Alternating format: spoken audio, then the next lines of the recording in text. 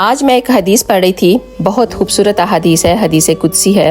اللہ تعالیٰ کا فرمان ہے اور نبی کی حدیث ہے جو مجھے بہت پسند آئی، سوچا آپ لوگوں کے ساتھ اس کو ضرور شیئر کروں۔ سیدنا ابو ذر غفاری نبی صلی اللہ علیہ وسلم سے بیان فرماتے ہیں کہ اللہ تعالیٰ فرماتا ہے، اے میرے بندو، میں نے اپنی ذات کے اوپر ظلم حرام کر دیا ہے اور اسے تمہارے درمیان بھی حرام کر دیا ہے، لہٰذا تم بھی ایک دوسرے پر ظلم مت کرنا۔ دوسرے نمبر پر فرمایا، اے میرے بندو، تم سب گمراہ ہو سوائے اس کے جسے میں ہدایت دوں، تم مجھ سے ہدایت طلب کرو، میں تمہیں ہدایت دوں گا۔ تیسرا فرمایا، اے میرے بندو، تم سب بھوکے ہو سوائے اس کے جسے میں کھانا کھلا دوں، تم مجھ سے کھانا طلب کرو، میں تمہیں کھانا کھلاؤں گا۔ چوتھا فرمایا، اے میرے بندو، تم سب ننگے ہو سوائے اس کے جسے میں لباس پہنا دوں، تم مجھ سے لباس مانگو، میں تمہیں لباس دوں گا۔ اور پانچویں نمبر فرمایا، اے میرے بندو، تم رات دن خطا کرتے ہو اور میں ہی تمہارے گناہوں کو بخشوں گا، تو تم مجھ سے مغفرت طلب کرو، میں ہی تمہاری مغفرت کروں گا۔